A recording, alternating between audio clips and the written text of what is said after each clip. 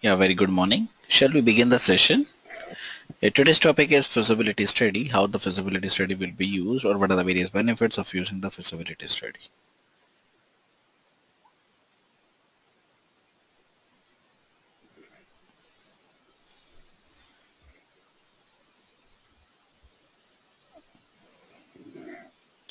So shall we start? So first step is feasibility study that is used to judge whether to proceed with the same environment or whether to go with the new database. That is whether to proceed with the same system or whether to proceed with the new system. Okay, data. This is one of the stage whether to proceed with the new system or sorry whether to proceed with the existing system or whether to proceed with the new system. So this applies. So this is used to apply the properties that is available to get the data to fetch the system. So that is used for the analysis phase, for the designing phase, everything that you want to ask. So that is used with the designing, that is used with the implementation. This design implementation, post-implementation maintenance that is available for the consideration of the candidate system that is used with the political consideration, planning and the control for the system access. And then there is a summary. The summary says that there is a candidate system that is available for the for the new system that is used for the political consideration that is available with the planning and the control for the system success. Now, what is the main objective? How to build the system-based information system? What are the various stages that is available within the information system that is used? So that is available within the information system that is used within the information system. How to get or how to use with the information system.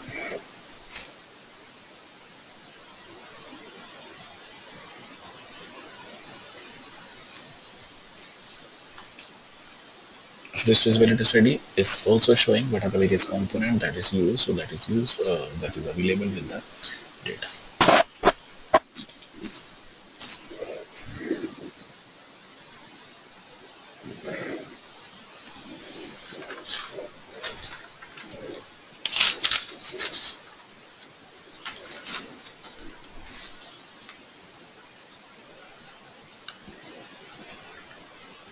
This is used how to change or how to build the computer-based information system, and what are the various different steps that is followed in the STLC, which prompts user to exchange the request. What are the various components of feasibility study, and what are the various factors that is responsible to consider in a candidate system, and how to plan and control for the system. So to plan and how to control for the system success, what are the various planning out, what are the various controlling phases that is available for the system success. Now this is the introduction. So this gives a system development project meaning and the direction, and this candidate system is approached after the analyst and have a thorough understanding of user needs and the system. And there's a viable solution that is worked out and then communicates the same. And when you say about the candidate system, that often cut across the boundaries of users in the organization. For example, a billing system may also involve user in the sales order department, the credit department, warehouse, and the accounting departments. These are the various departments that is carried out with the system that is used with the systems. There is a sales order department, credit department, warehouse department, and the accounting department.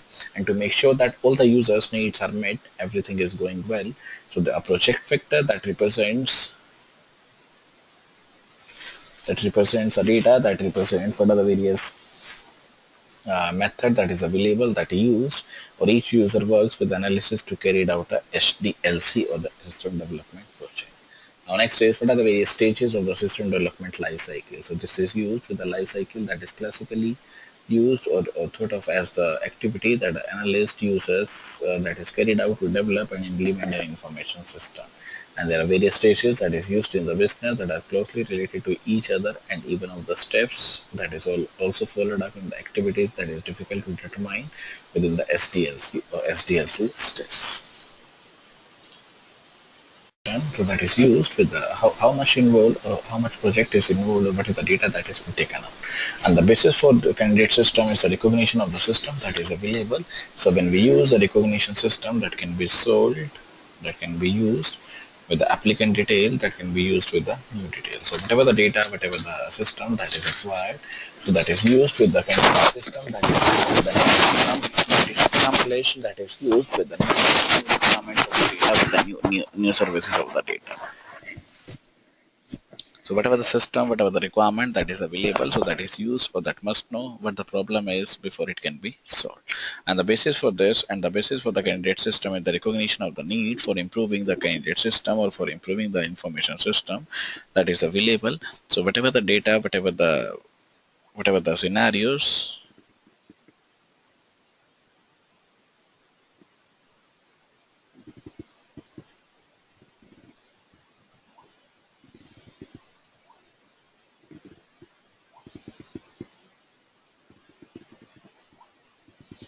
so whatever the data, whatever the scenario that is used for the computerization, that is used with the procedure, insufficient existing procedure, existing system that will be used or that will be used as a candidate for the system that will be used as a candidate with the computerization. And if the problem is serious enough, management will want to have an analyst look that is required, so that is used with the analyst data, that is used with the user data, that implies a commitment, especially if the analyst is hired from the outside.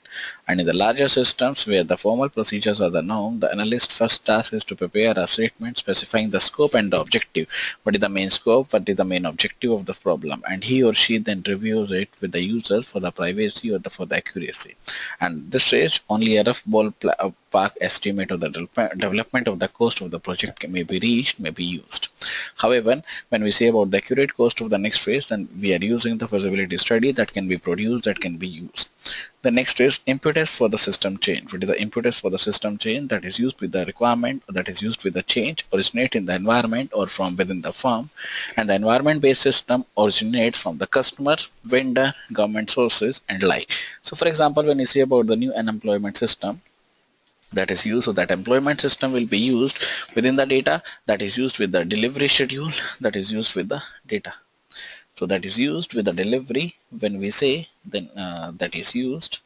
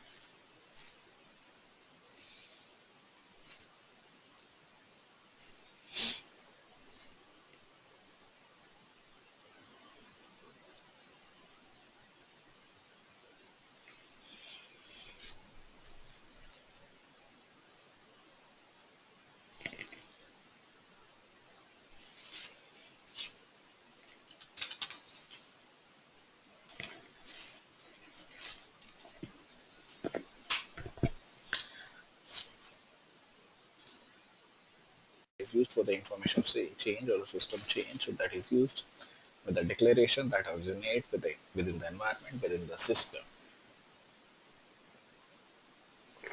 And the environment-based ideas originate from the customers, vendor, government sources, and the like. For example, new unemployment compensation regulates make it necessary for to change the restructures, reconsideration. And when investigated, each of these ideas may lead to the problem definition that is used within the first step in the system development or the system lifecycle process. And whatever the procedure, whatever the data that is used, that will be used for the change that is may come from within the organization, top management, and user and the analyst. And as an organization changes its operation or faces the advantage in the computer technology, someone with the organization may feel the need to update whatever the data that is updated within the existing system, application, or improve the procedures or status of the data that is used with this.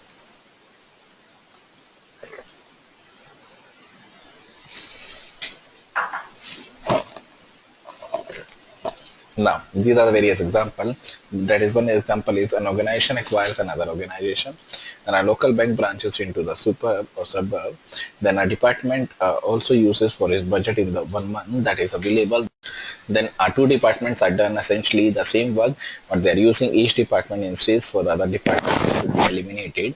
Then a request for a new form discloses the use of the bootlog, that is unorganized form. And the serious problem in the operations, a high rate of the labor turnover, labor intensive activities, and the high reject rate of the finished goods also prompts the top management to investigate or initiate an investigation. Now, these are the few examples that is available. So, a report reaches a senior vice president and she suspects the figures. Then the company controller reads an IRS audit reports and start thinking for this. Then executive also read out about the decision support system for the sales forecasting and gives the idea for the dish.